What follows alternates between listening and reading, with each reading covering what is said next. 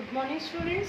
Our next topic from the chapter matter is explanation of boiling on the basis of kinetic theory. In our last video we have learned about the melting, freezing, boiling, right? So what happens when a boiling is done, right? See, over here I have taken the water. We know that in liquid the particles are loosely packed, right? They are having space in between them and they move in the boundary of the container, right? Now, so as they are loosely packed, then intermolecular space will be high as compared to solid, right? If I am comparing the intermolecular space of liquid with the intermolecular space of solid, then this space will be high.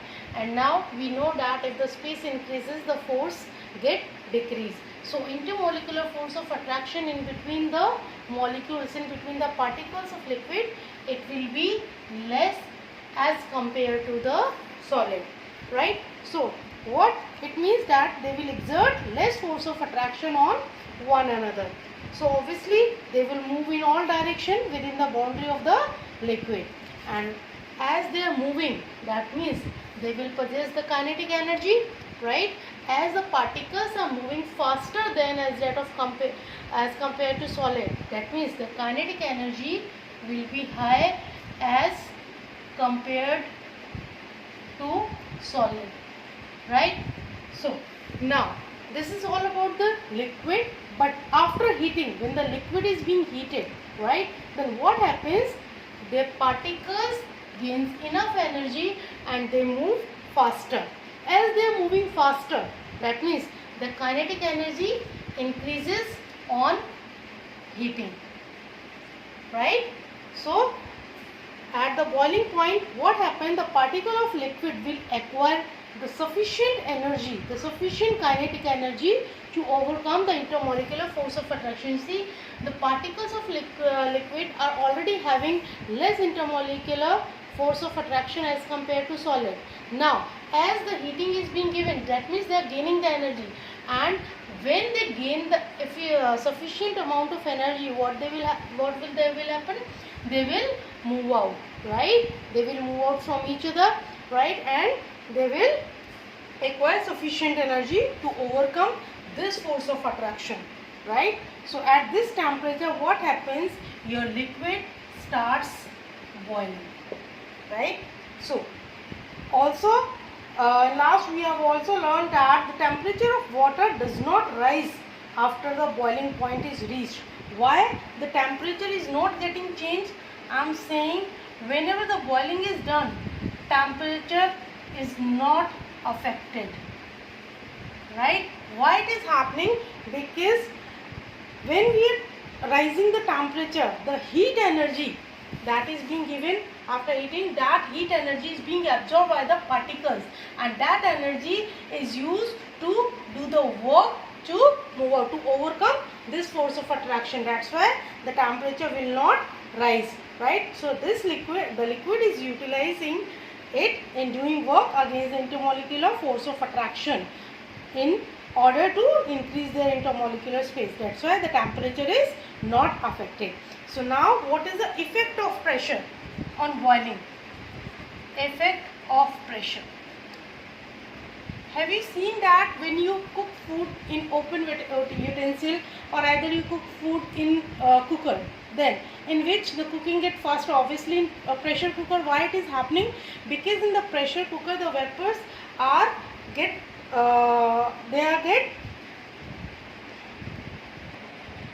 pressure is kept inside the cooker, and hence when the pressure increases,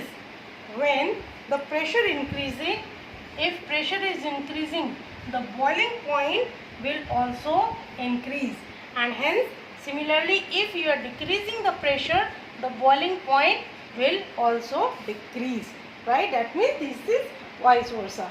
Next is that's why it happens that at high altitudes like in mountain or hill, cooking becomes difficult due to decrease in pressure. So what happens at hill? The pressure decreases, hence the boiling point will also decrease, and as the boiling point is decreasing, so cooking will be much more difficult.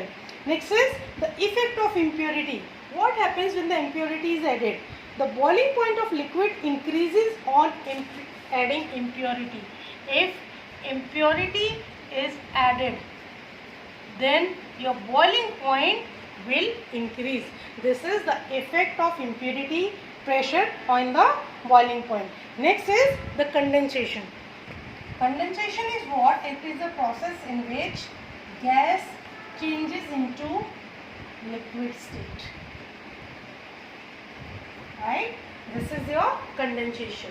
And the temperature, the fixed temperature at which gas converted into the liquid state, that is called the condensation point.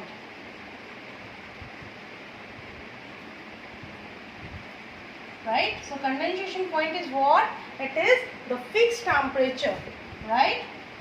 It is the fixed temperature at which gas get converted into the liquid state. Right?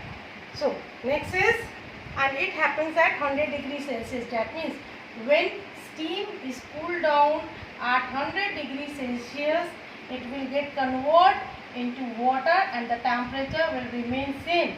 The reason will be same because that amount of energy is being taken by the molecules to overcome the intermolecular force of attraction.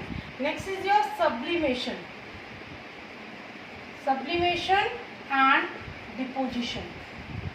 These both the processes are just opposite to each other. How? When solid gets converted into the gas directly. Till now what we have learned that solid to liquid, liquid to gas, gas to liquid. But over here the solid is getting converted into the gas and that is called your sublimation. Right? And the reverse process, when the gas is converted into the solid, that is called your deposition.